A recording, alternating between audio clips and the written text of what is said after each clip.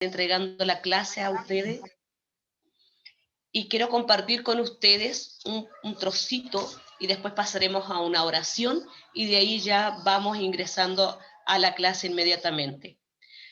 Y voy a compartir con ustedes en el Salmo 133. Dice, mirad cuán bueno y cuán delicioso es habitar los hermanos juntos y en armonía. Es como el buen óleo sobre la cabeza, el cual desciende sobre la barba de Aarón, y baja hasta el borde de sus vestiduras, como el rocío de Hermón, que desciende sobre los montes de Sión, porque allí envía Jehová bendición y vida eterna. ¿Sabe usted lo que significa rocío? Rocío, cuando baja el rocío hacia la tierra, así es el alimento espiritual que baja a nuestras vidas para obtener el conocimiento de la palabra del Señor. Y por lo que gracia recibimos, por gracia vamos a entregar también. A eso ha sido llamado a usted para estar en esta clase, porque Dios quiere usarle como instrumento para que pueda entregar la palabra de Dios. Amén. Está mi pastor acá de Cerro Cordillera, si él nos puede llevar con una oración para que después ya vayamos entregándole a nuestra hermana Chanis y dé el inicio a esta clase. Amén. Amén. Padre Santo, en esta hora invocamos su divina presencia, Señor Jesús, que usted pueda traspasar, Señor Jesús, toda barrera de distancia, Señor Jesús, que no sea un impedimento el estar a través de una pantalla, sino que primeramente podamos sentir de que usted está en medio nuestro, Señor Jesús. Abra nuestras mentes para poder inquirir conocimiento basado en su palabra, Señor Jesús, y cada día ser un portavoz de su evangelio a nuestros hermanos y tenga, Señor Jesús, una llegada a quienes nos escuchan. Padre Santo, bendigo la vida de mis hermanos que han dispuesto a poder dedicar su tiempo para aprender de su palabra, bendiga nuestras vidas, como también dé usted también la gracia, Señor Jesús, a nuestra hermana que nos va a entregar esta clase, úsele de acuerdo a su perfecta y divina voluntad. Se lo pedimos, Señor Jesús, en el nombre del Padre, del Hijo y del Espíritu Santo. Amén.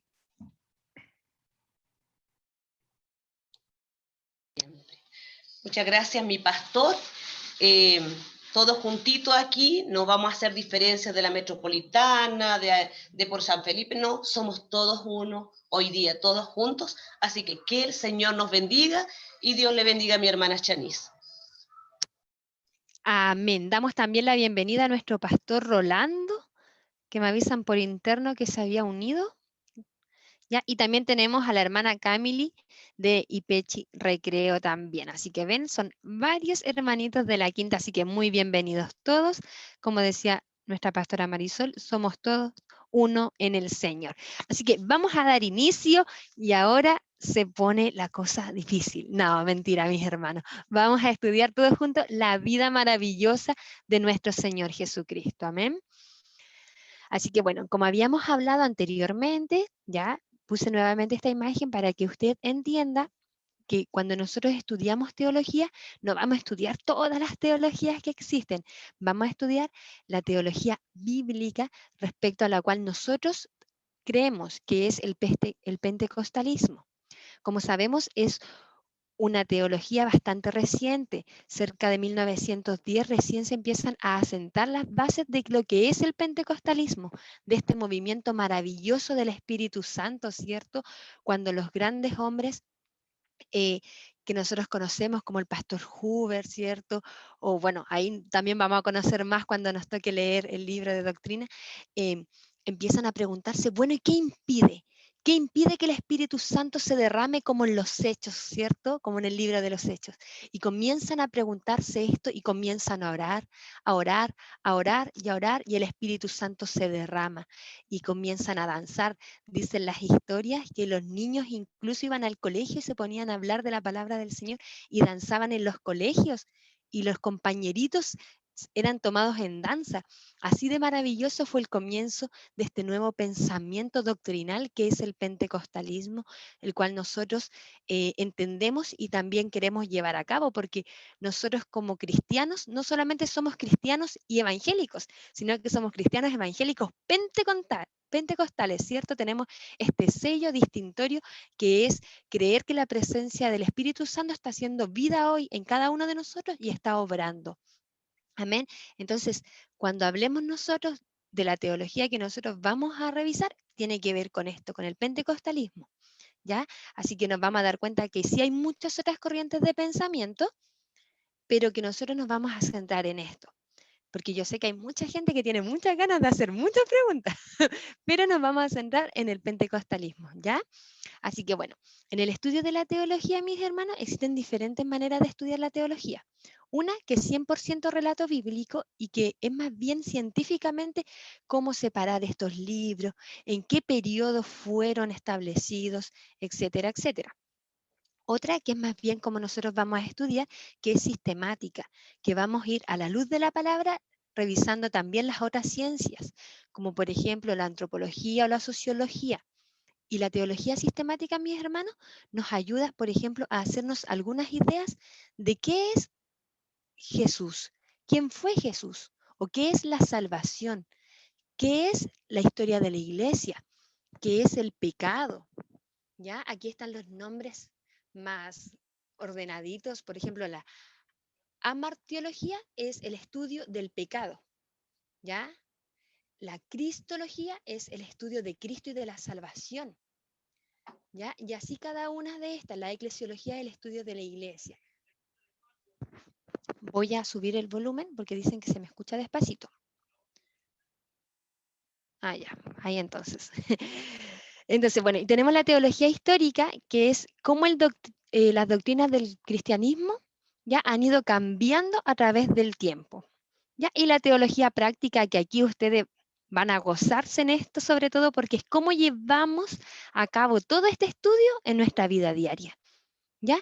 La teología práctica es la teología hecha obra. Amén. Entonces, en este estudio teológico, mis hermanos, no nos vamos a ir por una sola rama, sino que vamos a ir de a poquito revisando de estas 4 formas los diferentes relatos. Amén. Y hoy principalmente nos vamos a enfocar en la vida del Señor Jesucristo. ¿Ya? ¿Por qué yo le quiero explicar esto? Porque probablemente cuando usted le den estas ganas de investigar sobre teología, se va a encontrar con muchas palabras raras. ¿Ya? Entonces aquí ordenadito ya, usted va a tener esto en su mente ya organizado, de entender que la teología se puede dividir en estas 4 ramas y que dentro de cada una de las ramas también hay subdivisiones. ¿Ok? Entonces ya esto era como el plato fuerte para empezar y ahora nos vamos de lleno al libro. Este es el libro, ya para aquellos que no lo tienen o no lo conocen, esta es la portada del libro Vida de Jesucristo. ¿Ok? Y vamos a ir haciendo una revisión capítulo por capítulo, ¿ya? Una pequeña antesala que vamos a hacer antes de estudiar la vida de Jesucristo es comprender que Jesucristo nace en este momento de la historia, ¿ya? Antes de que Jesús viniera a la tierra como hombre, ya existió la edad antigua, que es donde estaban las otras civilizaciones, ¿ok? Y que el pueblo de Israel ya tenía historia antes de que Jesús viniera, y que es lo que nosotros conocemos como el Antiguo Testamento, ¿ok? ¿Por qué es importante decir esto? Porque hay muchas personas que aún se confunden creyendo de que Jesús vino en el momento donde se creó la tierra, o etcétera, etcétera. Nosotros ya como más aventurados, ¿cierto? En el estudio del Evangelio, debemos entender que cuando Jesús viene, ya existía la escritura, por ejemplo, hace 4000 años atrás. Por lo tanto, existían otros textos que no solamente eran textos que tenían que ver con Dios, con Jehová, ya, sino también otros textos que tenían que ver con muchas otras divinidades. Recordemos que el Señor se hace de un pueblo, ¿ya? Porque los otros pueblos servían a muchos dioses. Entonces Dios se presenta a Abraham y se hace de él un pueblo, ¿cierto? Una nación escogida que nosotros entendemos hoy que es el pueblo de Israel. Amén. Entonces, como por acá más o menos aparece el Señor a Abraham, ¿cierto? Y hace este pueblo escogido que es Israel. Y acá viene Jesús, en esta parte de la historia. Ya los hombres habían andado, ¿cierto? Con pieles, habían estado en la prehistoria, estaban las grandes civilizaciones como Egipto, Mesopotamia y todo eso. Y Jesús ya viene cuando la cosa ya estaba en marcha. De hecho, ya estaba el Imperio Romano, ¿ya? Que es una gran influencia en este tiempo. ¿Ok? ¿Qué ¿Qué es importante también como antesala al estudio de este texto? Entender que aquí estaba la Palestina donde nació Jesús, en toda esta zona que se le llama la cuenca mediterránea. ¿Ya? Aquí todo esto pertenece a África, de aquí para acá pertenece a Asia, y todo esto es Europa, acá arribita. ¿Ya? La Palestina donde Jesús vino a nacer no es la misma de hoy. ¿Ya? Eso también es importante porque ahora hay subdivisiones respecto al pueblo de Israel, al pueblo sirio, y un montón de guerras que los que son más entendidos entienden que es también un tema ideológico. ¿Ya? Entonces, mis hermanos, ¿por qué va a ser importante esto? Porque cuando nosotros veamos la influencia que tuvo Jesús y cómo era la sociedad de ese momento, vamos a entender un poco por qué el corazón de las personas estaba tan duro para entender al Señor, por qué el pensamiento de ellos estaba tan cegado. Amén. Entonces, todo lo que fue la cuenca mediterránea, mis hermanos, en este momento estaba siendo conquistado por los romanos, ¿ya? Que eran el gran imperio romano. Vamos a seguir entonces. Y ahora, introducción. ¿Quiénes escribieron la historia de Jesús? Y aquí ya yo me pongo a hacer preguntas y usted va a ser un participante. ¿De dónde nosotros hemos obtenido la información de quién es Jesús? El hermano Christopher Almuna, por favor. ¿De dónde nosotros obtenemos, hermanos Christopher, los datos de Jesús? Amén. De los primeros 3 libros del Nuevo Testamento, de Perfecto. Mateo, Marcos, Lucas y Juan. No, 4. Los primeros 4. Ya. Otro hermano, ¿cómo le decimos a esos 4 libros? ¿Qué nombre le ponemos? Evangelios sinópticos. Exactamente, evangelios. ¿Y qué significa evangelio? ¿Por ahí alguien más?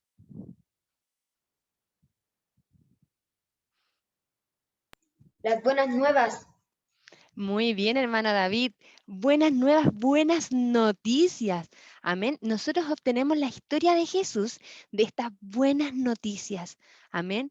De que siendo nosotros aún pecadores, Cristo Jesús murió por nosotros y vino, ¿cierto? El Señor se hizo hombre. Amén. Los evangelios son libros históricos, pero son mucho más que eso. No solamente son un relato, sino que en ellos hay vida, porque podemos ver las huellas de Jesús. Amén. Así que vamos a ver cómo estos evangelios hacen vida en nosotros. Ya. Aquí nosotros tenemos lo que yo les comentaba delante, que el Imperio Romano estaba así esparcido en los tiempos del Señor Jesús. ¿Ya? Entonces, ya había sido conquistada toda esta área por Pompeyo en el 63 a.C.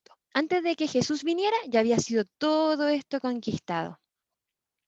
¿Ya? Entonces, esto también es muy importante de saberlo. Lección número 1. Nacimiento, infancia y juventud. ¿Ya? ¿Qué podemos decir del nacimiento, de la infancia y de la juventud del Señor?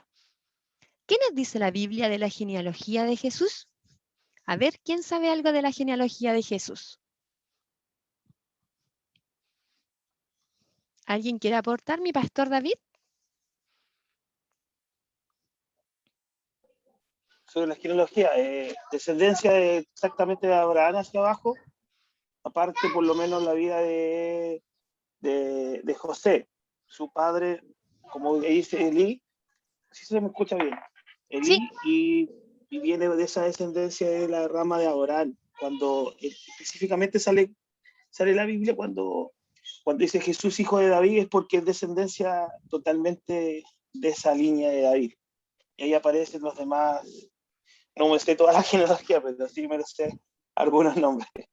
Perfecto, a eso queríamos llegar, por eso yo le dije a usted, porque como se llama David, Jesús, hijo de David, ¿cierto?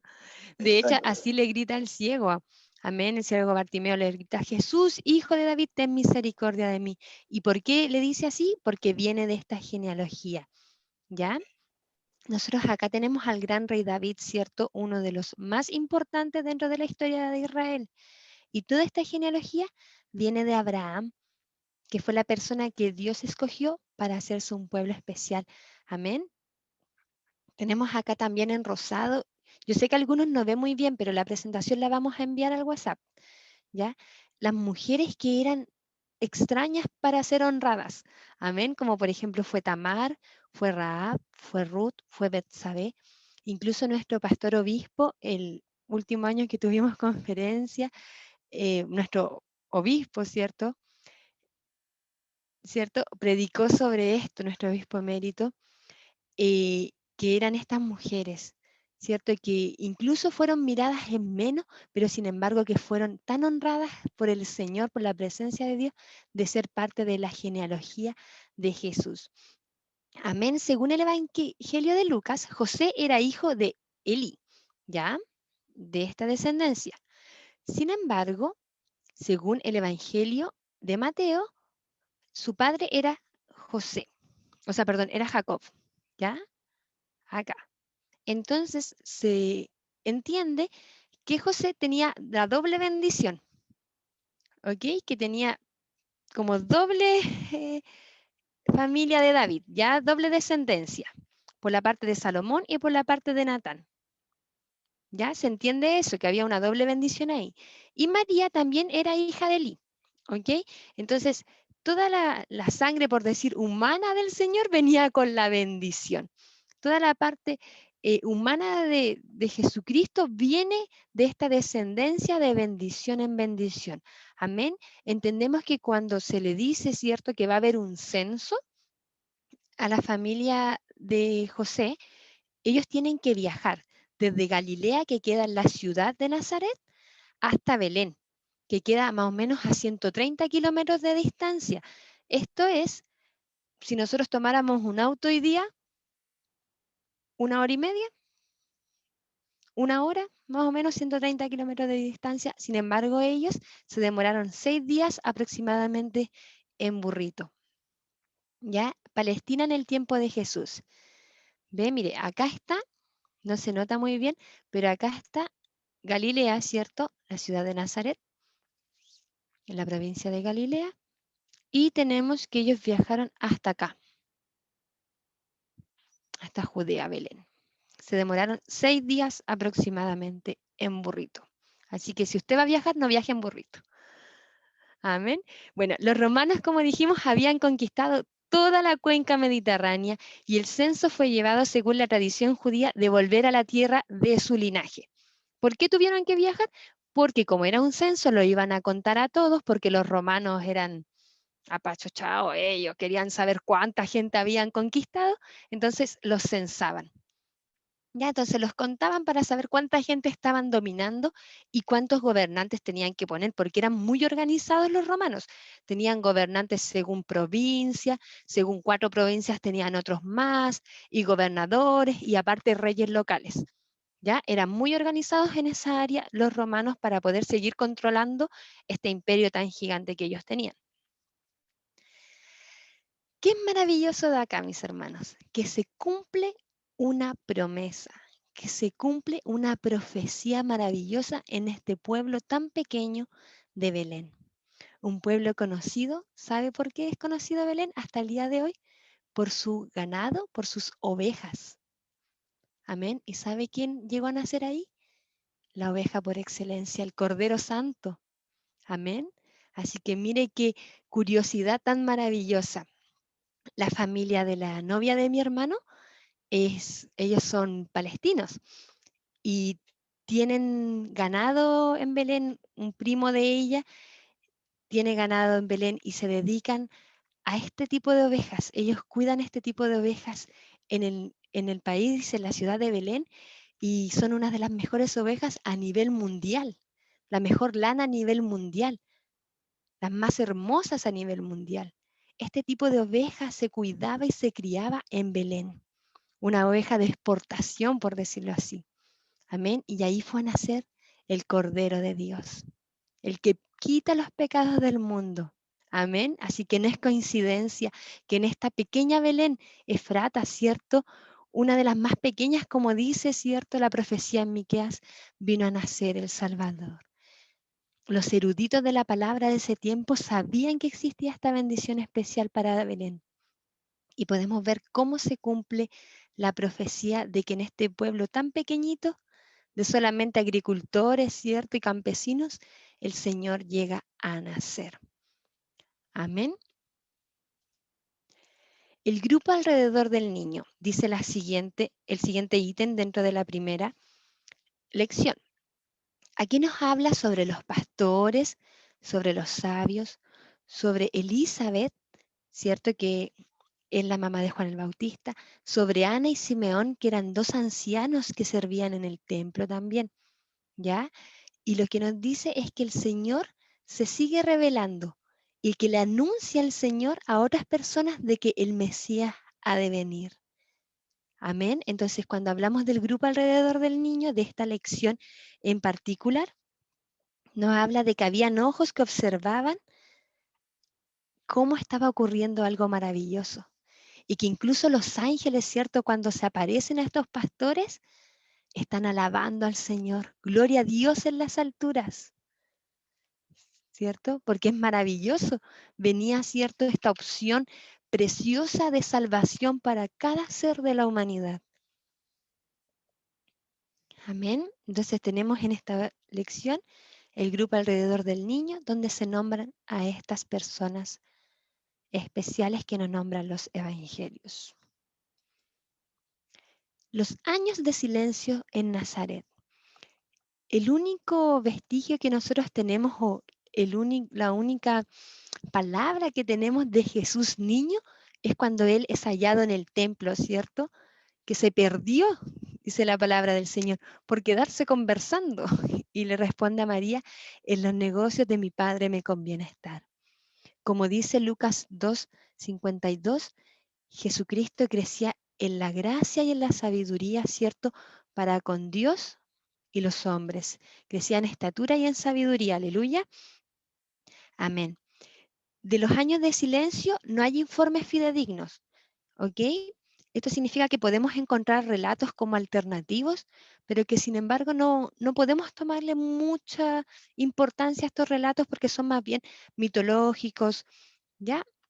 Pero nosotros no lo vamos a considerar tan importante esto, pero sí saber que Jesús tenía hermanos. La palabra del Señor nos dice, ¿cierto? En la lección 2, en su hogar, que nosotros conocemos a los hermanos de Jesús porque aparecen, ¿cierto? Santiago y Judas. Están en las epístolas, en las escrituras. Amén. Entonces Jesús no creció solo. Él tenía hermanos menores. Y sabemos que Jesús era el mayor porque María era virgen antes de concebir a Jesús. Amén. Entonces creció como un hermanito mayor. Entonces podemos ver la humanidad también de Jesús, de ser hermano mayor. Amén. Entonces podemos ver el carácter también del Señor de que Él se crió como un hermano mayor. De la lección 2, que es bastante cortita, tenemos que ver dos puntos importantes. Las necesidades de conocer las Escrituras y las influencias educativas de Jesús. Y aquí, ¿cierto? Está esta imagen de esa película que hace referencia a cuando Jesús estaba conversando en el templo. ¿Y qué podemos ver? ¿Alguien sabe qué era el templo? ¿Qué importancia tenía el templo en ese momento para los judíos?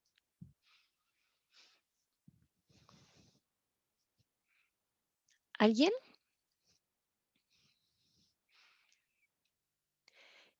Imagínese usted. ¿Alguien va a hablar? El templo era bien importante en esos tiempos porque era una de las formas de llegar directamente hacia Dios y allí podían uno entregar los sacrificios que Dios pedía en esos momentos. Siempre era el puente para llegar hacia Dios, como se puede decir directamente. Muy bien, mi hermano. ¿Cuál es su nombre? Enrique Pizarro, de la Iglesia de Cordillera. De la Iglesia de Cordillera. Amén, mi hermano Enrique, bienvenido. Oiga, mi hermano Enrique tiene toda la razón. En ese tiempo, ¿cierto? Ellos necesitaban acudir al templo para dejar estos sacrificios, estos holocaustos, ¿cierto? Entonces, imagínese usted un niño de 12 años ahí conversando en medio del templo, hablando de las Escrituras. ¿Cómo creen ustedes que tuvo que haber sido esta impresión de estos grandes hombres, grandes sabios, fariseos y saduceos que ya existían en ese tiempo? de escuchar a un niño y que nosotros sabemos que no era un niño común y corriente, ¿cierto? Que era Dios mismo hablando. Amén. Entonces imagínese usted a todos los pastores, obispos, si es que hoy día existiera, ¿cierto?, una reunión así tan importante como existían en el templo en ese momento, porque dice que era para una celebración, ellos habían ido para la celebración de la Pascua, ¿cierto? Y se habían devuelto a sus casas después de la celebración y a Jesús no lo pillaron. Y Jesús había quedado conversando. En un momento tan importante, Jesús se queda conversando.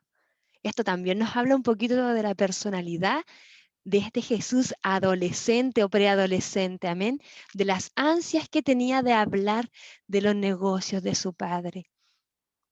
Amén. Entonces podemos ver que Jesús humanado, ¿cierto? También fue niño, también fue adolescente y también quería hablar de las cosas del Señor, ¿cierto? Él quería mostrar y poder decir las grandezas de su Padre, aleluya.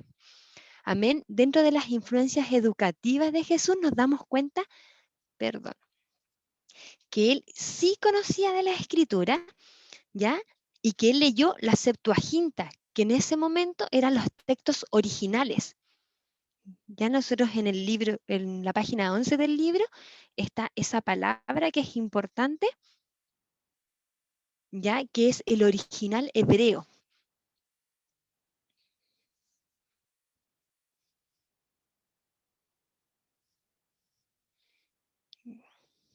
Perdón, la Septuaginta es el griego, cuando está transcrita en griego, y que Jesús, a diferencia de como la gente lo estaba leyendo en ese momento, que era en griego, Jesús también los conocía en griego, o sea, los conocía en hebreo. ¿Ya? Esta es la diferencia que marca aquí, que Jesús los conocía tanto en griego como en hebreo. Por lo tanto, nos damos cuenta de que Jesús conocía 2 idiomas. Pregúntele usted a un niño de 12 años si puede leer en 2 idiomas. Amén. Entonces, tenemos una influencia educativa importante también sobre el conocimiento de la palabra del Señor. Amén.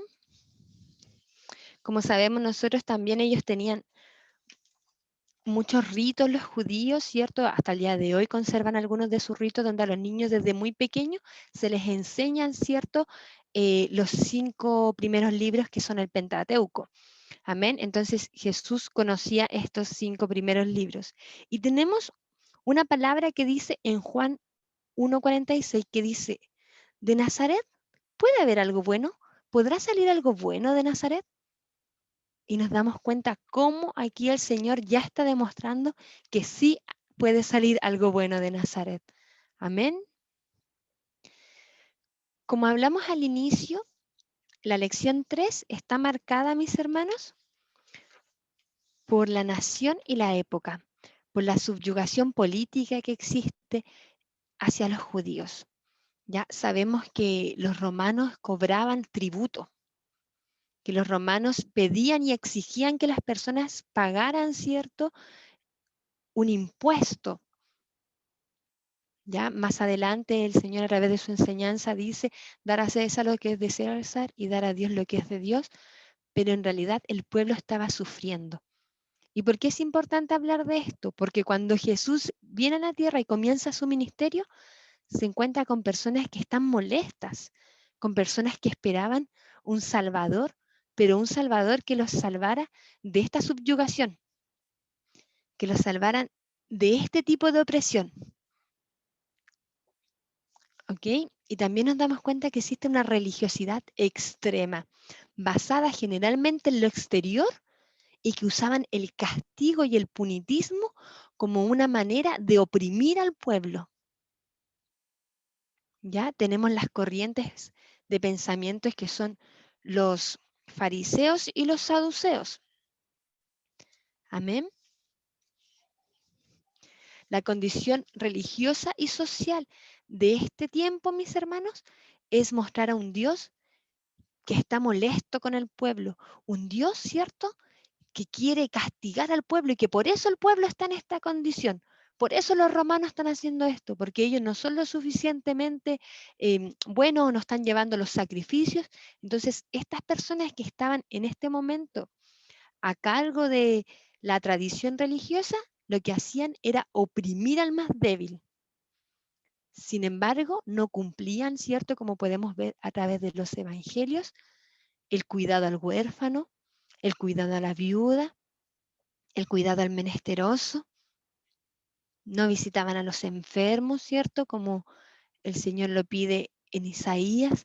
Ellos cumplían con las partes de la ley que a ellos les facilitaban, que a ellos les gustaba, que a ellos les agradaba. Amén. Y esto también nos hace reflexionar respecto al tipo de evangelio que nosotros estamos viviendo. Que no vayamos nosotros a ser como los fariseos o como los saduceos. Amén. Entonces, cuando hablamos de la subyugación política, vamos a hablar, cuando hablamos de la parte política, vamos a estar hablando de todo el pensamiento administrativo de ese tiempo. Amén. Y en nuestro libro, en la página 16, ahí nos cuenta lo que es el concilio, Sanedrín, lo que es el órgano supremo. Nosotros no le vamos a dar tanta importancia a estos detalles porque el examen, para que usted sepa, es teología práctica. ¿Ya? Entonces, podríamos enfocarnos en cada una de estas cosas, pero nos quedaríamos pegados porque es harta historia lo que hay que investigar. Sin embargo, ¿qué es importante para hoy, para nosotros? Es saber que el pueblo estaba sufriendo, estaba en opresión, en una, en una opresión política y también en una opresión espiritual. Amén. Y frente a esto viene la esperanza de Israel. Amén. Así que desde ahí, de los fariseos, ¿alguien quiere decir algo respecto a esto? ¿De la nación y la época? Pueden complementar más información si ustedes desean.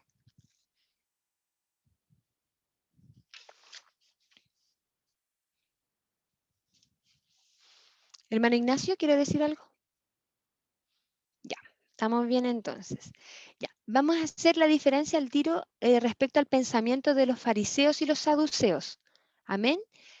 Para que, yo sé que esa es una pregunta que tiende a salir cuando uno habla de esto, pero vamos a entender que los fariseos pertenecían principalmente al grupo de los escribas. Usted me va a decir, ¿qué son los escribas? Ahora, los escribas eran aquellos que redactaban la ley, que se dedicaban a redactar y a escribir la ley. Amén. Era también como tradición dentro del pueblo judío de que cada uno de los padres de hogar escribiera y redactara la ley y la tuviera en su casa también. Eso era importante para ellos, tenerla, ¿ya? Entonces se le enseñaba a los niños a transcribirla también, para que no se le olvidara. Recuerde que la ley era muy importante. Amén. Entonces, bueno, los fariseos eran principalmente estas personas y tenemos que los saduceos creían en la resurrección de los muertos. Amén. Era otra corriente de pensamiento, ¿ya? Y contradecían la autoridad que se daba a las tradiciones de los padres. ¿Ya? Entonces, ellos, ¿qué hacían los saduceos? Reclamaban la moralidad por sobre los rituales. ¿Ya? Y los fariseos eran más de hacer los rituales, de llevar los sacrificios, y los saduceos eran como más doctos, ellos buscaban más la moralidad, ¿ya? Eran más íntegros.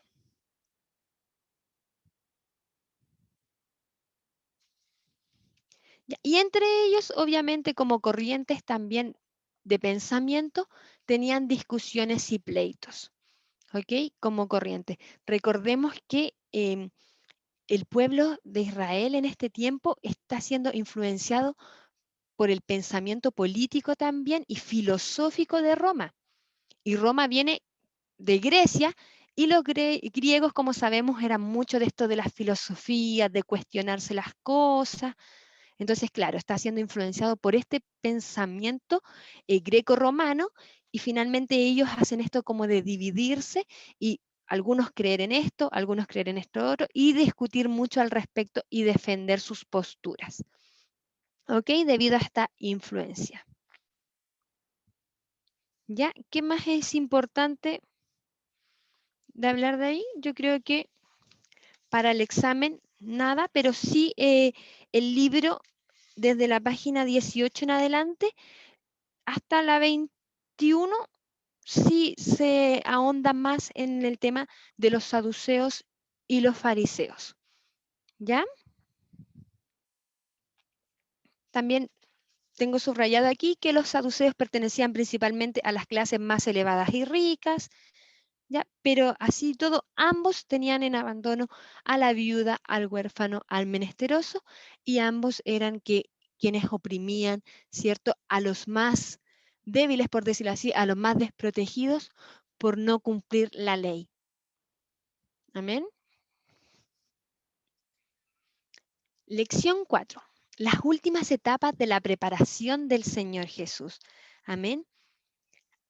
Aquí nos dicen que en los pensamientos del Señor, Él tenía fijo toda la humanidad, no solamente el pueblo de Israel, sino ya entender que toda la humanidad iba a ser para salvación. Amén. Entonces la lección número 4 nos habla de dos puntos muy importantes. Uno, la cual es el bautismo en agua, ¿ya? Donde ocurre un hecho maravilloso. ¿Qué hecho ocurre cuando el Señor es bautizado por Juan?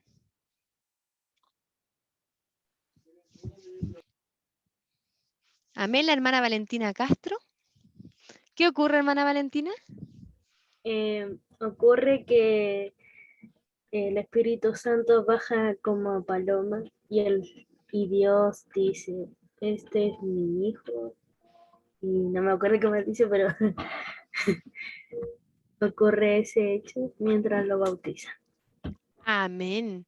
¿Cierto? Se abren los cielos y se escucha una voz que dice, este es mi Hijo amado en quien tengo complacencia. Amén. Y ese es un hecho que marca un antes y un después, porque incluso, ¿cierto? Juan el Bautista tenía un tipo de predicación importante que nosotros la vemos, ¿cierto? En el Evangelio de Marcos, que dice, arrepentíos y convertíos, porque el reino del Señor se ha acercado. Y Juan el Bautista predica así y los llama al bautismo, al arrepentimiento, al sumergirse en las aguas, ¿cierto? A declarar que necesitan algo más. Y habla sobre Juan el Bautista, el libro de Marcos, sobre su tipo de predicación. Y que incluso Juan dice que, y que es primo de Jesús, decía que él no era digno de desatar el calzado de los pies de quien venía, ¿cierto? Y eran primos. Pero mírese usted lo importante de esto, de que Juan dice eso. Juan el Bautista dice, el que viene tras de mí, yo no soy digno de desatar el calzado de sus pies. Amén. Entonces aquí vemos la importancia de este bautismo en agua que marca un antes y un después en la preparación del Señor Jesús para comenzar su instancia de predicación. Amén. Y que el Espíritu Santo confirma este bautismo. Y que incluso Juan le dice, ¿cierto? Bautízame tú. Amén. Que el Señor nos bendiga. ¿Qué más es importante dentro de la lección 4? Bueno, nos habla, ¿cierto?, que se acaba el silencio, es decir, que ahora Jesús comienza, ¿cierto?, su ministerio, ¿ok? Y que también se empiezan a escribir estas historias, ¿cierto? Si bien nosotros sabemos que los evangelios no se escriben en el momento en que Jesús está haciendo las cosas, sino que se escriben con años después de que Jesús fue crucificado, ¿cierto? Y la iglesia comenzó a crecer y a fundarse, vemos que estas historias se recuerdan. Amén. Mi hermano de Cerro Cordillera, dígame. Yo solo quería acotar algo con respecto a la predicación de Juan el Bautista y que se echa de menos, porque Juan el Bautista predicaba directamente. Ahora en estos tiempos como que la predicación se oculta, para no hacer sentir mal a los hermanos, para no hacer sentir mal a la congregación. En ese tiempo el Juan el Bautista no tenía miedo a quien le predicaba, sino que era directamente. Recordemos también en ese pasaje cuando Juan el Bautista ataca a ese matrimonio que no era legal. No sé si usted se acuerda de ese pasaje. Amén, sí. Y porque ahora uno se echa de menos las explicaciones de ahora, que son así como un poquito acomodadas o buscando la comodidad de algunos hermanos para no hacerlos sentir mal. Yo pienso que hay mucha diferencia en la aplicación de en ese tiempo a la de ahora. Claro, es que Juan el Bautista, si nos damos cuenta, es todo un personaje dentro de la Biblia. De hecho, dice que él se alimentaba de langosta, ¿cierto? Y miel. Entonces, tenía una vida bastante puritana, por decirlo menos, ¿cierto? Al menos a cómo vivimos nosotros. Él sí podía predicar a arrepentidos y convertidos porque vivía en una integridad. Imagínense que él había sido nazareo desde su nacimiento. Recordemos que Juan el Bautista, dice el relato bíblico, que estaba en la guatita, ¿cierto?, de su mamá y que sintió la presencia del Señor. Amén. Así que el hombre tenía autoridad para predicar así. Amén.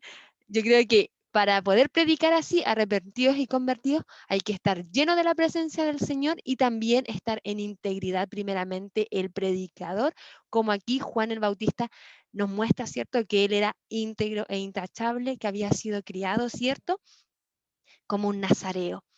Y bueno, más adelante cuando veamos, ¿cierto?, los jueces, vamos a hablar sobre lo que es el voto del nazareo para no detenernos ahora. Yo solamente le voy a comentar unos pequeños rasgos de lo que es un nazareo. Un nazareo es una persona que se prepara con un voto especial, es decir, hace un compromiso, ¿ya? Y ellos no pueden tocar mujer, no pueden tocar los muertos y no pueden tocar nada que tenga que ver con las uvas ni con el vino, entre otras cosas. ¿Ya? Juan el Bautista se preparó así desde su nacimiento para poder tener este rol tan importante y tan maravilloso de poder ser un profeta de Dios. Amén. Entonces, imagínense que dice que vestía manto de cabello, ¿cierto? Y cinto de cuero. Juan el Bautista. Es todo un personaje dentro de la Biblia y también, si es que alguno siente, ¿cierto?, este llamado de predicar así, guárdese en integridad. Siga este ejemplo. Si no por nada está en la palabra. Si usted siente que usted tiene este llamado de ser como un Juan el Bautista al día de hoy, entonces vea todo el globo completo. No vea solo la predicación, vea la integridad que era Juan el Bautista, cómo él se guardaba, cómo él tenía esta humildad de decir, no soy digno de desatar ni el calzado de los pies del Señor. Amén. Así que el Señor nos ayude. Muy buena su acotación, mi hermano. Hacen falta Juan el Bautista hoy en día.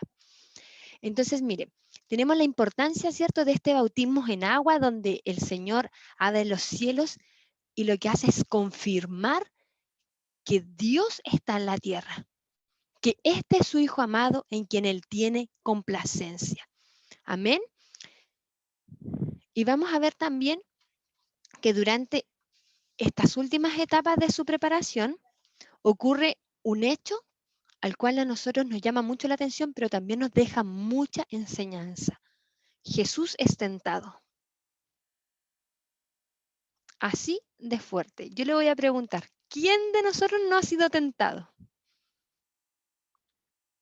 Todos, ¿cierto?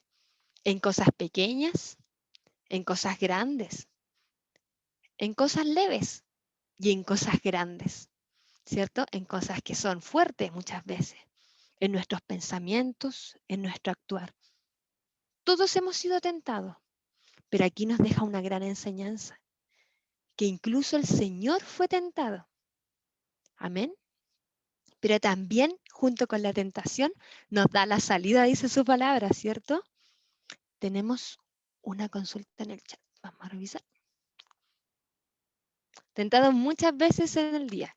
Que el Señor nos guarde, amén. Que el Señor sea con nosotros. Amén. Entonces, aquí en la tentación vemos que el Señor actúa de una forma impecable. que él siendo tentado en todo, porque así dice la palabra del Señor, que fue tentado en todo, él no cayó. Ya, el Señor estaba, ¿cierto?, ayunando por 40 días.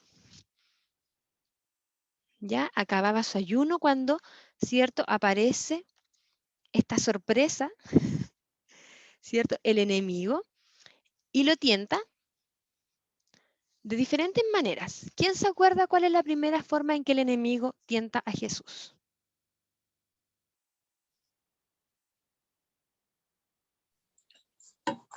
Le dice, si tienes hambre, di a estas piedras que se conviertan en pan. Amén. Con hambre. Levanten las manos los hambrientos. Amén. ¿Cuál es la respuesta del Señor Jesús? A ver, otro hermano, porque el hermano es muy participativo. Otro hermano, ¿cuál es la respuesta? ¿Quién se acuerda? No solo de pan vivirá el hombre. Amén. Sino de toda palabra que viene del Señor. Eso Del le Señor. dice Jesús. Entonces nos damos cuenta que el Señor vence la tentación con la palabra. Amén. Segunda tentación, ¿quién se acuerda?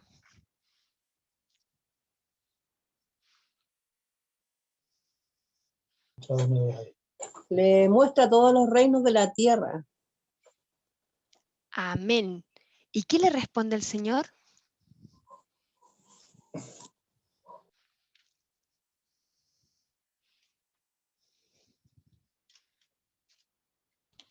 Aparte de No mí, Satanás. tentarás a Dios. ¿Ya? ¿Alguien más? Le reprende y le dice que solamente adorará al Señor. Exacto. Ya, esa es la tercera. La segunda era que lo cierto es trasladado al pináculo del templo. ¿Ya? Y desde ahí le dice, si eres Dios, arrójate. Y el Señor le responde, ¿qué le responde? No tentarás al Señor tu Dios. Amén. Y luego tenemos la tercera tentación que dice, ¿cierto?, que si se postrare frente a él, tendría todos los dominios y los reinos de la tierra. Amén. Y ahí el Señor le dice, al Señor tu Dios solo adorarás. Ya, aquí, por ejemplo, el libro nos dice en la página 27 que esta tentación tiene, este relato de la tentación del Señor hace un transpapelo con una tentación que sufre el profeta Mahoma, que es de otro tipo de religión. Amén, que dice, mire, se lo voy a leer. Esta fue la tentación a la que sucumbió Mahoma cuando hizo uso de la espada para sojuzgar a aquellos a quienes después iba a dar su religión, y que sucumbieron los jesuitas cuando bautizaban a los paganos primero y a los evangelistas después. ¿Qué significa esto? Que muchas veces frente a nosotros va a estar la tentación económica, porque tenemos tres tipos de tentación. Una, respecto a nuestras necesidades físicas. La segunda, respecto a nuestras necesidades emocionales, porque Jesús se iba a tirar, ¿cierto? Y abajo estaban congregadas las multitudes. Ya no era de que él se iba a tirar para caer y para morir, sino que en realidad iba a ser como para que las multitudes lo tomaran, que las multitudes lo levantaran y dijeran, ¡ja, ja! ¡Viva Cristo Rey! Algo así. ¿Ya? Entonces, y viene la tercera, que es esta bendición del poder. Y nosotros como personas, como seres humanos, somos llevados de continuo a estos tipos de tentaciones. Tentaciones en el placer de la carne, tentaciones en el área de la validez de la emocionalidad, ¿cierto? Y tentaciones también en el área, mis hermanos, del poder, de las riquezas, del ser superior al otro. Amén. Así que el Señor nos guarde, y ya sabemos ya que junto con la tentación viene la salida, y el Señor utiliza, ¿cierto?, esta salida maravillosa que es a través de la misma palabra dar respuesta al enemigo. Así que usted anótela en alguna parte. No solo de pan vivirá el hombre cuando esté en ayuno. Amén. Hermano Christopher, le habla a usted. Somos amigos con el hermano Christopher. El Señor nos bendiga. Siguiente lección. El año del retiro. ¿Qué pasa en el año del retiro? Aquí nosotros vamos a dividir el ministerio del Señor, que sabemos que son 3 años, ¿ok? En el año del retiro, amén. El año de la popularidad. Espérenme un poquito que estoy revisando qué nombre le da nuestro texto. Y el año de la oposición. ¿Ya? Entonces vamos a dividir el ministerio del Señor cuando el Señor inicia su ministerio de 3 maneras. Y esto ya es más importante para que usted pueda tomar nota. Año de retiro, año de la oposición y año de popularidad. Amén. Entonces tenemos que en la lección 5 nos habla de un año, un comienzo silencioso, de a poquito fue el Señor Jesús. Primero se hizo de sus primeros discípulos. Amén. ¿Alguien recuerda quiénes fueron los primeros discípulos? ¿Quién se acuerda? Que les dice, venid en pos de mí y os haré pescadores de hombres.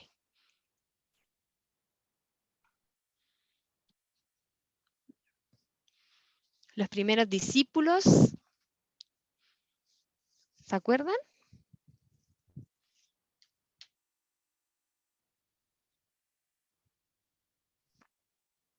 Pedro, Amén. Pedro, muy bien. ¿Quién lo dijo? La hermana Ceci, que el Señor le bendiga.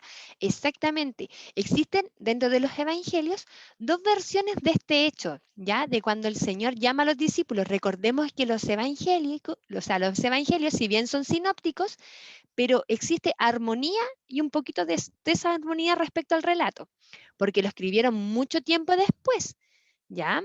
Entonces, ¿qué es lo que cuenta el relato? Cuenta en un momento en que estaba Andrés, ¿ya? Y que el Señor le habla y que fue a buscar a Pedro. Y en otro cuenta, ¿cierto? Que extendieron las redes y que hubo mucho, ¿cierto? Una pesca abundante y que les dijo, venid en pos de mí y os haré pescadores de hombres. Amén. Entonces tenemos esos 2 relatos, pero sin importar de qué manera es este llamado, es un llamado súper especial. ¿Por qué? Porque tenemos 2 hermanos, Andrés y Pedro. Amén, que son llamados para un mismo ministerio, que es el ser pescadores de hombres, que es el ser pregonadores de este evangelio. Y mire qué extraño que venga una persona y le diga, síganme. ¿Qué les parece a ustedes que una persona venga y le diga, síganme? ¿Usted seguiría al cualquiera? ¿Qué característica debió tener este ser para que estos hermanos pescadores rudos quisieran seguirlo? Ya va reflexionando usted más o menos en el carácter del Señor, ¿o no? Y lo que pasaba alrededor de él, que tuvo que haber sido algo muy especial, porque el Señor no era solamente 100% hombre, sino que también 100% Dios.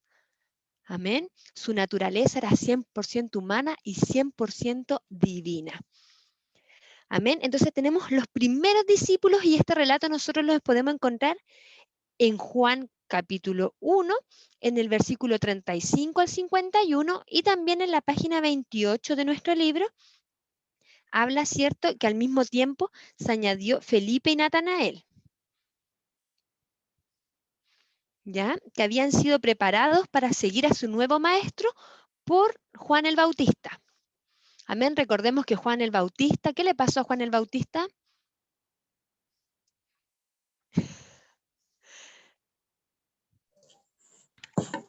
Fue decapitado. Decapitado, ¿cierto? Aquí nuestro hermano es fan de Juan el Bautista, ya lo pillamos. Amén, ¿cierto? Fue decapitado porque, como nos decía nuestro hermano, tenía esta predicación llena, ferviente, ¿cierto? De que viniera un cambio, que viniera una restauración para su pueblo. Porque yo creo que Juan el Bautista igual estaba triste de ver a su pueblo en esta opresión, si eran el pueblo del Señor, po, el pueblo escogido por Dios, el pueblo que cuando cierto Moisés puso la vara, se abrió el mar rojo y estaban siendo oprimidos. Otra vez más, porque sabemos cierto que ellos ya venían de otras opresiones, que las vamos a estudiar más adelante, y estaban siendo oprimidos. Entonces Juan el Bautista tenía este tipo de predicación y fíjese que lo mataron. ¿Quién lo mató? ¿Alguien se acuerda quién mató a Juan el Bautista o quién lo mandó a matar? Herodes. ¿O no? Herodes, creo. ¿Quién? El rey Herodes Antipas, por petición de Ese. Salomé. Ya. ¿Cierto? Dice, ¿cierto? Que Herodes manda a un guardia a cortarle la cabeza al Juan el Bautista. ¿Por Pero qué? por petición de su hija, por Salomé. Exacto. Por petición de una joven doncella que era la hija de su amante, ¿ya? Era su sobrina. Era su sobrina en realidad. Mira usted el pensamiento de este hombre, que finalmente era su sobrina porque sabemos que la mujer que era la amante era la esposa del hermano. ¿Ya? Herodías. Era ¿Cómo, mi pastor? Herodías. Herodías, sí. Entonces, ella estaba bailando muy sensualmente y él le dice, ¿qué quieres que te dé? ¿Para qué cree usted que él le dice que quieres que te dé? Porque tenían un pensamiento lascívico y pecaminoso, ¿cierto? Y ahí ella le pide la cabeza de Juan el Bautista. Entonces, con Juan el Bautista muerto, ¿cierto? Tenemos estos dos discípulos que son Felipe y Natanael, que se adhieren al legado de Jesús y comienzan a seguir a este Mesías porque ellos fueron testigos de estas cosas maravillosas. Y de hecho también tenemos, que probablemente usted lo leyó, algo muy curioso y que aparece en los evangelios también, que cuando el Señor es bautizado, Juan les pregunta, oye, pregúntale si él es el que ha de venir, manda a sus discípulos a preguntarle, ¿ya? Incluso en Juan el Bautista hubo duda, pues mi hermano. Amén. Así que el Señor nos ayude. Amén. Entonces tenemos esta situación donde están los primeros discípulos en el comienzo, ¿cierto?, del año de retiro, que es el año donde Jesús comienza a iniciar su ministerio. ¿Qué ocurre durante el primer año? El primer milagro. Ya, esta se la saben. ¿Cuál fue el primer milagro? Convierte el agua El en vino. vino, convirtió el agua en vino. Ah, les gusta este milagro, los pillé. ¿Cierto? Es un milagro donde el Señor convierte el agua en vino, pero lo hace para honrar a su mamá, porque le dice, mujer, no ha llegado mi tiempo, ¿cierto? Pero lo hace como una forma de honrar a su madre y también para honrar, ¿cierto?, este hermoso momento que es el matrimonio. Amén. Entonces luego tenemos que el Señor actúa de una manera un poco alocada para nosotros. Viene el segundo hecho muy importante, purificación del templo. ¿Qué opinamos de este hecho? ¿Saben a lo que me refiero?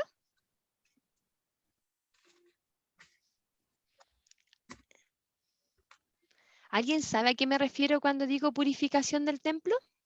Lo que pasa es que el templo se había compuesto en un lugar de mucha venta, de mucho mercadería, digamos así. Había mucha mercadería. Jesús, en un celo, quiso demostrar que él venía a purificar, a limpiar al pueblo de Israel. Esa es la demostración del pasaje de Juan capítulo 2. Él vino a limpiar el lugar santísimo, es decir, a ver, yo voy a ordenar. Y ahí aparecen los fariseos, quiere sacar a todo lo que está ahí, yo voy a restablecer mi reino aquí. Eso es como los primeros inicios de Jesús demostrando su poderío. Amén. Dice, cuenta el relato bíblico, mi pastor, que nuevamente el Señor vuelve, ¿cierto?, a Judea a celebrar la Pascua. Amén. Y la Pascua es una fecha muy importante para los judíos porque ellos celebran este rescate de la muerte, de que fueron sacados, ¿cierto?, de la tierra de Egipto a un nuevo lugar, a una Canaán, donde el Señor fue con ellos en el desierto y que fueron sacados de ser esclavos a ser libres. Entonces tenían esta costumbre de celebrar la Pascua porque Jehová se los pide y que lo deben recordar perpetuamente. De hecho, hasta el día de hoy, los judíos siguen celebrando la Pascua. Amén. Entonces, estaban en este tiempo y pasaba algo, que las personas ya no preparaban su ofrenda, ya no venían con un corazón de preparar, ¿cierto?, este becerro que fuera intachable, de preparar esta paloma que fuera íntegra, ¿cierto?, que no tuviera mancha, este corderito y presentarlo para la expiación de sus pecados, sino que ellos llegaban al templo, decían, ¿verdad que tengo que traer una paloma? Y compraban la paloma ahí mismo. No había una preparación del corazón. Ya los sacrificios, dice incluso la palabra del Señor, en las profecías que anteceden la llegada del Mesías, dicen que los sacrificios tenían hastiado al Señor. El verdadero sacrificio que Dios quería era un corazón humillado delante de su presencia. Amén. Entonces, la purificación del templo, Jesús toma, ¿cierto?, estos mesones y los da vuelta. Amén. Dice que el Señor limpió el templo de los vendedores de animales y de los cambiadores de dinero que habían introducido su tráfico hacia los atrios sagrados. Amén. Perdón, aquí me corrí. ¿Qué más es importante acá? Dentro de todo este venir y andar de Jesús, nos encontramos con una persona muy importante, amén, el cual es un fariseo. Su nombre, Nicodemo. Amén. ¿Qué es importante de Nicodemo? Se me corrió la presentación. ¿No? ¿En ese? Ya, en el 5, sí estamos en el 5. Ya, perfecto, estamos en el 5. Nicodemo. Amén. Entonces nos damos cuenta que en el Evangelio de San Juan se explica este relato, donde viene un hombre, ¿cierto?, casi a escondida y le hace preguntas a Jesús. ¿Qué pregunta le hace? A ver, ¿quién se acuerda?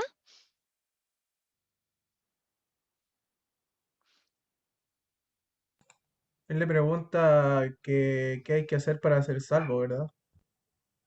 ¿Cuál es Amén, lo que hay que hacer para poder ser salvo, alcanzar la salvación? amén. ¿Y alguien recuerda lo que Jesús le responde? Nacer de nuevo, Nacer de nuevo. Abraham, ¿y cómo puede nacer de nuevo? un nacimiento de adentro hacia afuera. Perfecto. Y claro, y Nicodemo le hace esta pregunta, pero ¿cómo un hombre puede volver al vientre de su madre? No entendía la metáfora, ¿cierto? Y Jesús le responde, los que son nacidos de Dios son como el viento, ¿cierto? Dice que no sabes de dónde viene ni hacia dónde van. Y aquí es una metáfora que a nosotros igual nos llama la atención porque ¿seremos nosotros como el viento? Somos guiados por el Espíritu Santo. Aquí el Señor está haciendo la primera metáfora de lo que es la revelación del Espíritu Santo, de que ya no somos guiados por nuestra propia concupiscencia, de que no somos guiados por nuestro propio designio, por nuestros propios pensamientos, sino que hay uno más grande que nos ciñe. Amén. El Señor ya está hablando de este nacimiento que nosotros entendemos y que vivimos día a día con Él, que es cierto el vivir por quien nos lleva a toda verdad y a toda justicia. Amén. Entonces tenemos la predicación de Jesús a Nicodemo.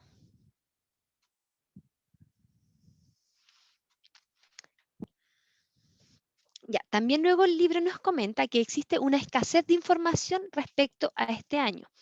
Como sabemos, estos fueron los hechos que más costaron entender a los evangelistas. ¿Por qué? Porque, como sabemos también, los evangelios se escribieron, ya lo he dicho varias veces, harto tiempo después, ¿ya? Pero también no lo escribieron los evangelistas, sino que las iglesias a quienes ellos enseñaron. Muchas veces no fue el propio Mateo quien escribió San Mateo, sino que Mateo ya estaba bien viejito y pudo ir escribiendo otras personas que estaban alrededor de él. ¿Ya? Entonces, aquí esto es importante porque una persona ya mayor no recuerda todos los detalles. ¿Ok? Pero sí es importante que ellos quisieron escribir cuando sintieron del Señor que era necesario escribir. Porque ¿sabe lo que pasó después? Los persiguieron. Amén. Entonces era importante dejar un relato escrito respecto a esto. Y también sabemos que algunos de los seguidores del Señor Jesús eran pescadores y probablemente ni siquiera eran letrados. Entonces, ¿quiénes escribieron por ellos? Las iglesias que ellos fundaron. Como por ejemplo en el caso de Pedro. ¿Tenemos un poquito de interrupción? Sí. En el caso de Pedro, se dice que no fue Pedro que escribió de su puño y mano, sino que fue la iglesia que él fundó quien escribe las epístolas de Pedro. ¿Ya? Esto ya pasándonos para el otro lado porque estamos en los evangelios. Los evangelios son 4. Amén. Lucas, Marcos, Mateos y Juan.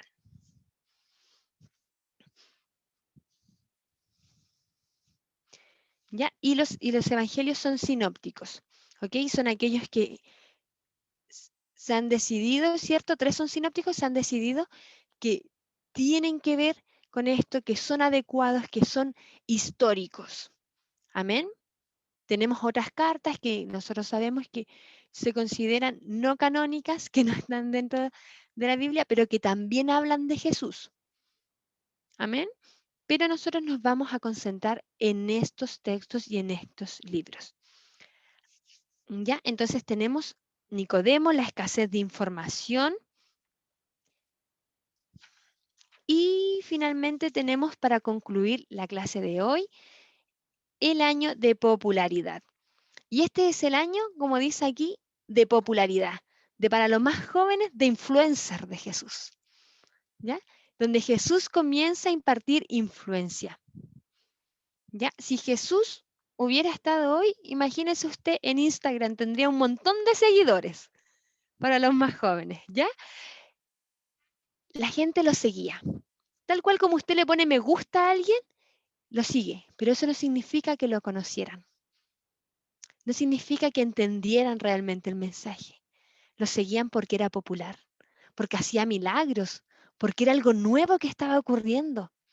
Amén. Y tenemos milagros de todas las maneras que podemos ver.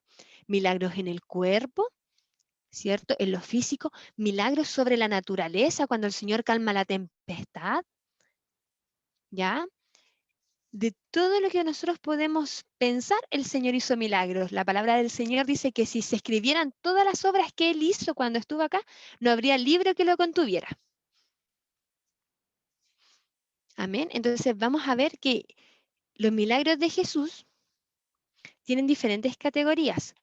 ¿Ya? Galilea va a ser la escena del trabajo del Señor. Vamos a devolvernos al al inicio, ya donde tengo el mapa. Este es Galilea. Ya a Jesús era Jesús de Nazaret. Las bodas fueron celebradas en Caná. ¿Ok? Y cuando Jesús tenía que viajar, al centro de la capital, viaja acá, a Jerusalén. ¿Ok? Que son, como dijimos anteriormente, un viaje de 6 días hasta Belén, así que Jerusalén es un viaje como de 5 días. ¿Por dónde viajaban? Por el mar de Galilea. ¿Ya? Viajaban en barquito. O también a pie. ¿Ok? ¿Por qué es importante mostrar el mapa? Porque cuando se dice, ¿saldrá algo bueno de acá? ¿Cierto? ¿Saldrá algo bueno de Galilea? Los que estaban hablando eran las personas de acá de Jerusalén, donde era la capital del comercio, donde era la capital también de la religiosidad.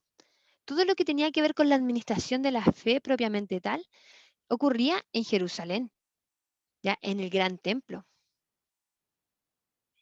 ¿Ok? Entonces, desde acá, pensar que alguien de Galilea pudiese tener la presencia de Dios o que incluso dijera que él era Dios, como ocurre en la sinagoga, para ellos es algo inaudito. ¿Ok? Jerusalén, para quienes no lo saben, no tengo una imagen en este momento, es una ciudad asentada en una montaña. ¿Ya? Entonces, desde todos estos lugares se puede ver Jerusalén porque es alta, ¿ya? Es una meseta en el plano geográfico. Entonces, el mirar Jerusalén es como algo glorioso. ¿Ok? Entonces, la Jerusalén es algo como pomposo, por decirlo así, y la Galilea es como Galilea. Es como, yo soy de Quilicura, po, es de como Quilicura, y esto es como Las Condes. Veámoslo así, ¿ya? Amén, ahí ya me entendieron. Que el Señor nos bendiga y nos ayude en todo. Entonces, ¿qué sucede? Que los milagros que el Señor Jesús estaba haciendo, lo estaba haciendo en Galilea, po. Entonces, imagínese usted cómo estaban de curiosos los fariseos y los saduceos viendo, escuchando, ¿cierto? Que había un tipo haciendo estos milagros. Amén. Por eso también en nuestro libro dice que existía un arrogante orgullo en Judea, ya, en la provincia de Judea, donde estaban, ¿cierto?, el centro de los sacerdotes y la gente intuida.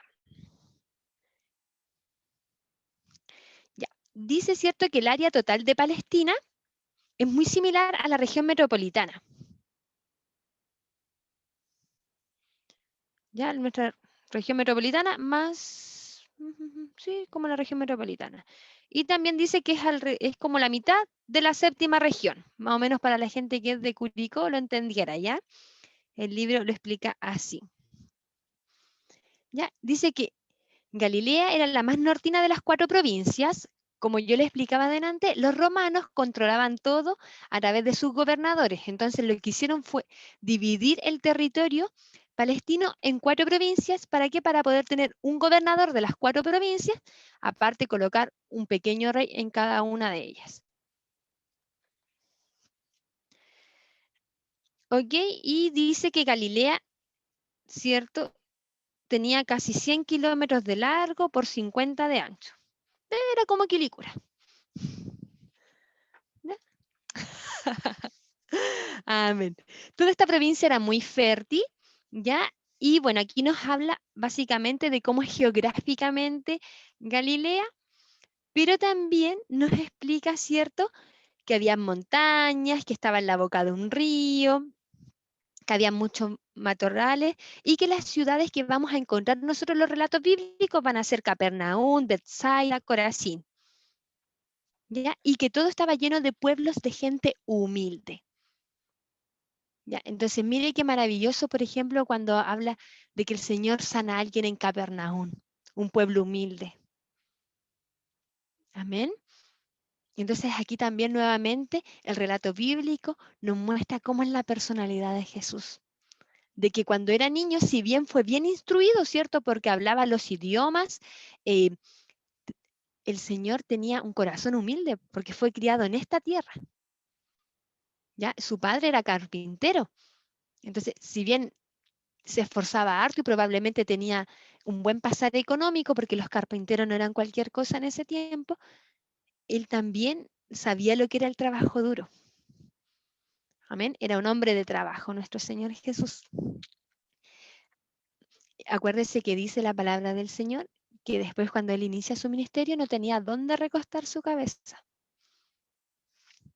Ya, dice luego, vuelta de Jesús del sur. La noticia de los milagros de Jesús habían llegado, ¿cierto?, hasta Jerusalén. ¿Ya? Había sido llevada a Galilea por los peregrinos que habían viajado al sur y en las fiestas. Sin duda también las noticias de su predicación y su bautismo en Judea habían dado origen a mucha conversación y admiración antes de que él llegara. ¿Ya? ¿Por qué? Porque viene el año de popularidad ahora. ¿Cierto? Entonces, en el año de popularidad, ¿qué sucede? Que el Señor visita Nazaret. Ya viene de vuelta y ahora ya es popular, es súper popular, porque sus primeros milagros lo hizo, ¿cierto?, en Galilea, pero también después viajó a Judea y de vuelta. Amén. Entonces ya era súper popular y dice, ¿cierto?, en Lucas 4, que el Señor entra a la sinagoga, porque esto es importante. Tenemos un templo que va a estar en Jerusalén, pero también en las localidades existen otros lugares como pequeñas iglesias que se llaman sinagoga. ¿Ya? Esto es un dato importante para usted si no lo sabía. Y el Señor, cuando está en la sinagoga, abre un texto y lee un pasaje que está en Isaías. Amén. Este relato lo encontramos en Lucas 4, como le decía, dice, el Espíritu del Señor está sobre mí, porque me ungió Jehová, me ha enviado a predicar las buenas nuevas a los abatidos, a vendar a los quebrantados de corazón, a publicar libertad a los cautivos y a los presos apertura de la cárcel, a proclamar el año de la buena voluntad de Jehová. Amén. ¿Y sabe lo que pasa aquí? Que el Señor dice, esta profecía se ha cumplido. Y ahí quedan todos vueltos locos, porque está diciendo que Él es la profecía hecha carne, que Él es el Espíritu de Jehová sobre Él, que Él es el Mesías. Amén. Y esto ya marca un antes y un después, porque al inicio era cierto un joven haciendo milagros de 30 y tantos años, cierto, de 30 años que andaba haciendo milagros, uy. Y en ese tiempo, recordemos que estaba toda esta filosofía griega, ¿cierto? Y también esta filosofía romana, y también como está, ¿cierto? En esta parte entre África y Asia, Palestina, tiene mucha influencia de los pueblos de Asia y mucha influencia de los pueblos de África, ¿cierto? Entonces, ¿qué pasó? Que no les llamó mucho la atención al principio cuando este hombre comenzó a hacer milagros, pero ya cuando comenzó a hacer milagros y tomar la palabra de Dios y hablar en nombre de Dios, esto ya comienza a marcar una desazón en aquellos que eran los administradores de la fe en ese momento, que eran los fariseos y los saduceos. Entonces yo le pregunto a usted, ¿qué pensaría usted de una persona que dice que es el Mesías? Si nosotros esperamos que el Señor venga, ¿cierto? Y nos arrebate. Nosotros estamos esperando otra cosa. Algo similar le sucedió a ellos. Ellos estaban esperando que viniera el Mesías, ¿cierto? Con un ejército, ¿cierto? Y los librara de los romanos. Entonces, imagínese usted esta desilusión y este celo dentro de los fariseos, que los fariseos decían, ¿qué se cree? Se está denominando Dios. Amén. Un farsante. Incluso decían, ¿cierto?, que él echaba fuera los espíritus por Belcebú. Así era, ¿cierto?, la propaganda que tenía el Señor Jesús. Amén. Entonces el Señor dice que se fue a vivir a Capernaum, que estuvo en Capernaum en este tiempo de popularidad y que las multitudes se aglomeraban delante de él. Amén. Que el Señor enseñaba a través de parábolas, esto nosotros ya lo sabemos porque gran parte de los que estamos acá somos profesores, ¿cierto? Entonces sabemos que el modo de enseñar del Señor era bastante simple, era a través de parábolas, pero al mismo tiempo las personas no entendían, no entendían. ¿Y sabe por qué no entendían?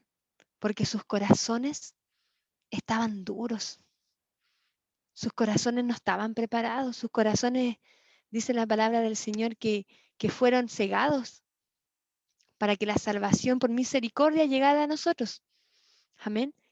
Pero nosotros podemos entender respecto a todo el daño que sufrió, ¿cierto?, esta gente, a toda esta sociedad corrompida, que claro, ¿cómo iban a entender? Y hoy nos encontramos con un panorama similar. Las personas están duras, están lejos del Señor.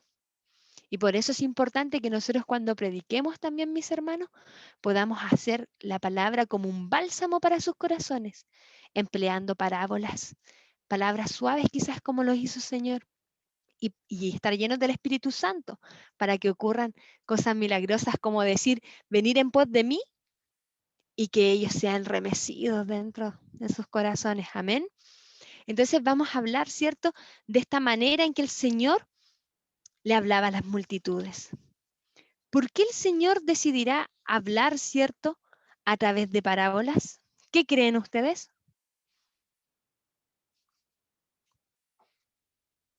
¿A alguien se le viene alguna idea?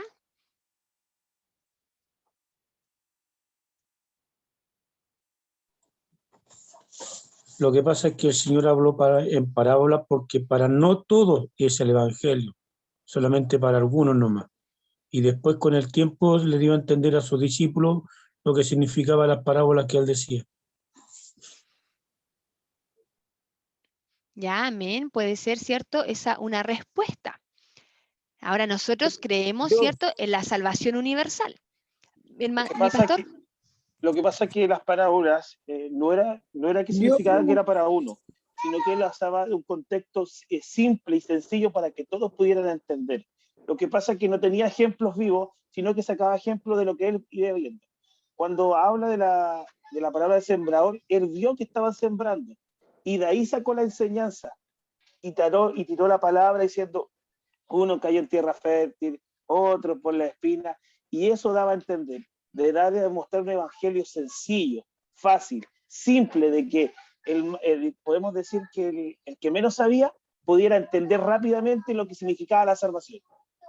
Perfecto. Y con esta reflexión, mis hermanos, dejamos hasta acá las lecciones, porque miren, la lección número 7 es la predicación. Entonces ven, ya tenemos una camita, una antesala para nuestra siguiente clase. Amén.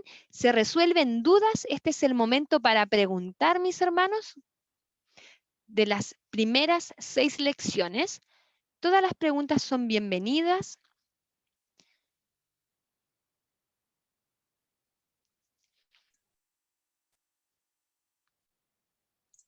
Hermana Chenís, Mi hermano Winston, dígame. se podría decir también de que con respecto a los milagros que no se pudieron a lo mejor escribir, se podría decir que muchos de esos tampoco se dieron cuenta los discípulos que Jesús los hizo, e incluso hasta a lo mejor con su propia presencia se hicieron esos milagros que no fueron registrados, por decirlo de una manera. Puede ser, puede ser. Dígame ¿usted conoce lo que el Señor está haciendo en este momento? ¿No? No sabemos, ¿cierto? ¿Cuántos milagros está haciendo ahora, en este segundo, el Espíritu del Señor, ¿cierto? El Señor, ¿cómo está obrando? No lo sabemos. Entonces, imagínense si nosotros que vivimos por el Espíritu Santo y que somos tan curiosos porque vivimos en este siglo, ¿cierto? Nos encanta registrar todo a través de fotos, de videos. No tenemos idea. ¿Qué más ellos? Que ellos estaban preocupados de quién iba, ¿cierto?, a quedarse al lado del Señor cuando estuviéramos en el reino postrero. ¿Quién se iba a sentar a su derecha? ¿De quién era mayor en el reino de Dios? Porque los discípulos nosotros los vemos como grandes hombres del Señor, pero también sus caracteres fueron moldeados, porque ellos también anhelaban, ¿cierto?, tener protagonismo en esta historia. Amén, pero sus caracteres fueron moldeados. Amén, entonces imagínense, si nosotros desconocemos todo lo que el Señor está obrando en este momento, cuánto más ellos que lo tuvieron, ¿cierto? Y que incluso no se daban cuenta, porque servían con Él. Pero el Señor le preguntó a Pedro, ¿y quién dices tú que soy yo? Porque le dicen, Señor, algunos dicen que eres Elías, otros dicen que eres Moisés, otros dicen que eres esto otro, ¿cierto? Y él le dice, ¿y quién dices tú que eres, que soy yo? Y él le dice, tú eres el Dios viviente. Amén. Entonces, imagínense, quizás cuántos se perdieron, ¿cierto? Cuántas oportunidades o cuánta gente se quedó calladita y recibió su milagro en silencio. Amén. Así que ahí hay mucho de lo que no se escribió, pero también tenemos diferentes tipos de milagros en los cuales sí se escribió, como por ejemplo que el Señor echaba fuera demonios, que el Señor calmaba la tempestad, que el Señor podía sanar el cuerpo físico de las personas y también, ¿cierto?, que el Señor estaba obrando en la espiritualidad y podemos ver, ¿cierto? Ahí ven, el hermano David Castro nos puso, y también muchas otras cosas que hizo Jesús, las cuales si se escribieran una por una, pienso que ni aún en el mundo cabrían libros que habrían de escribir. Consulta, ¿la sanidad es un milagro? Amén. La sanidad física es un milagro.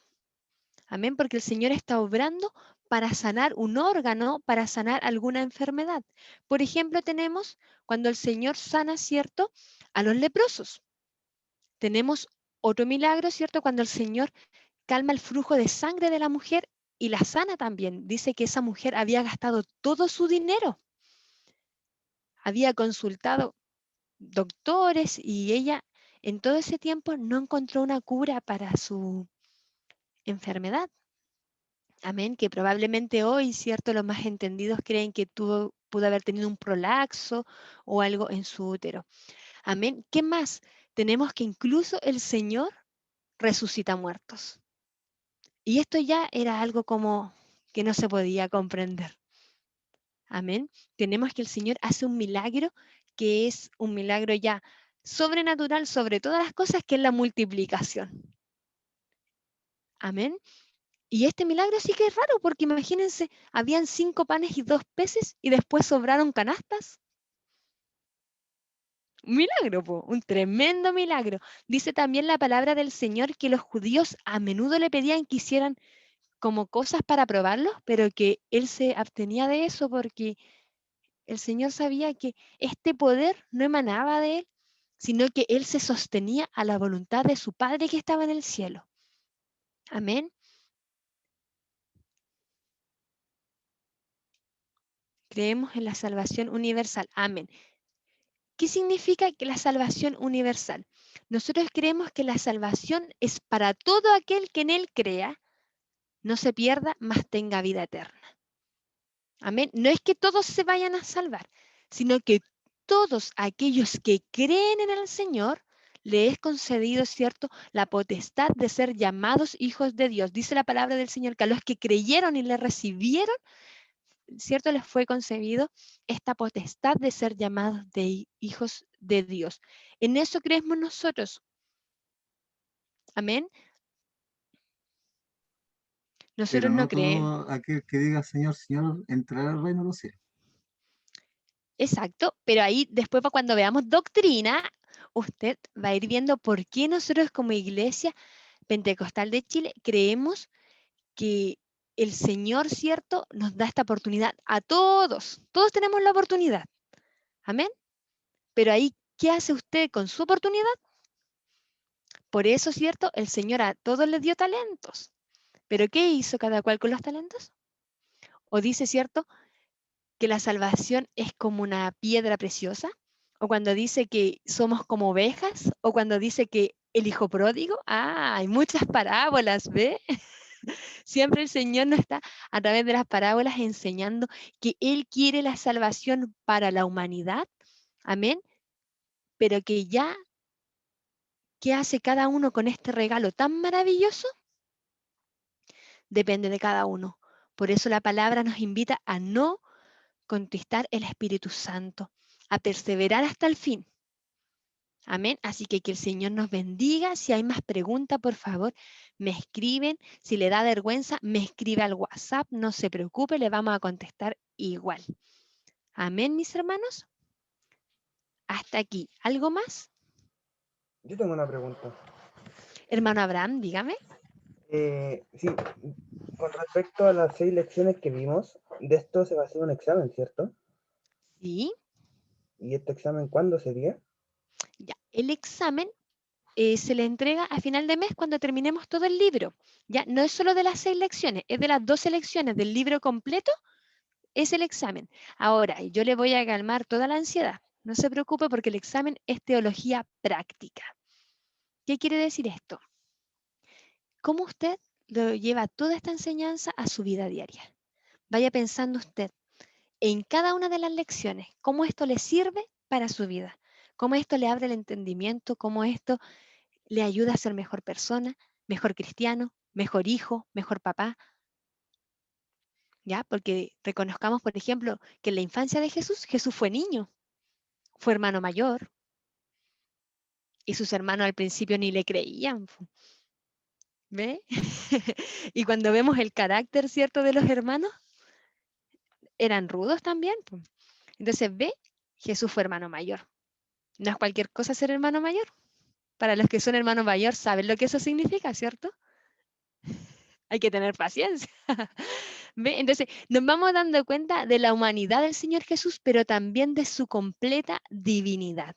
Amén. Así que en cada una de estas lecciones, si bien no podemos hacer una exégesis más grande en honor al tiempo, pero sí podemos ir viendo a la luz de la palabra lo maravilloso que es esta enseñanza.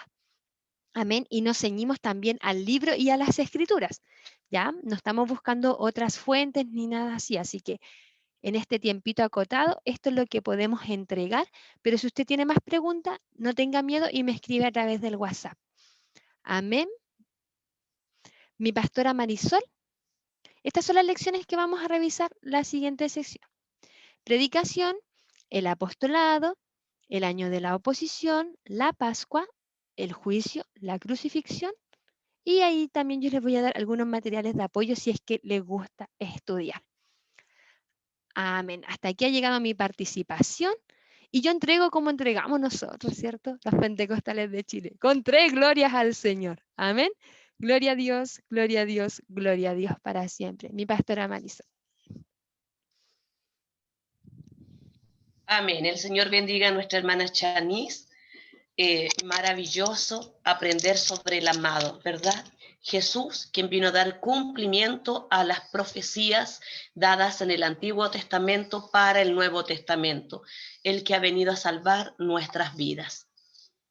Mi pastora Alarcón estará.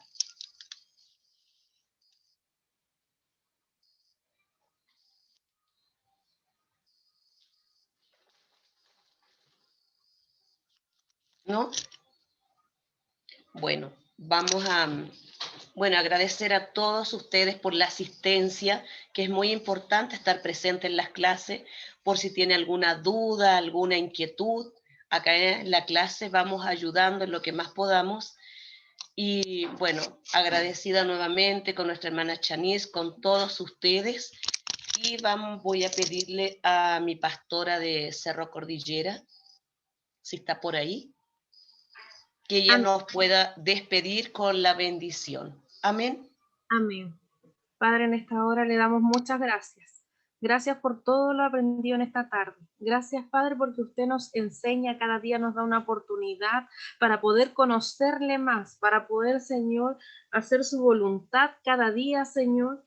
Dentro de todo lo que estamos viviendo, Señor, usted nos da esta tremenda oportunidad. Gracias por su hija que usaba en esta tarde. Sígala llenando de su gracia y gracias por todos mis hermanos que están conectados, Padre, que cada día, Señor, haya interés en nuestros corazones de aprender de su palabra. Le damos infinitas gracias, Señor, en esta hora y rogamos su bendición en el nombre del Padre, del Hijo y su Santo Espíritu. Amén. Gracias, Señor. Gloria a Dios, gloria a Dios, gloria a Dios para siempre. Que el Señor les bendiga a todos, una muy bonita asistencia de 30 participantes, de la región metropolitana, de la rural costa, de San Felipe, Cerro Cordillera, así que todos unidos aprendiendo de la palabra del Señor. Que Dios les bendiga grandemente, que descansen, muy buenas noches. Cualquier duda por el WhatsApp nos estamos comunicando. Vamos a tomar una última foto a todos. Amén, ya. Así que Sonríe. a la cuenta de 3. A ver, la ¿Ya? cámara. 1, 2, 3. Amén. Que el Señor les bendiga a todos. Chao, chao. Chao. Amén. Señor Nos les vemos en la bendiga. próxima clase. Bendiciones. Amén.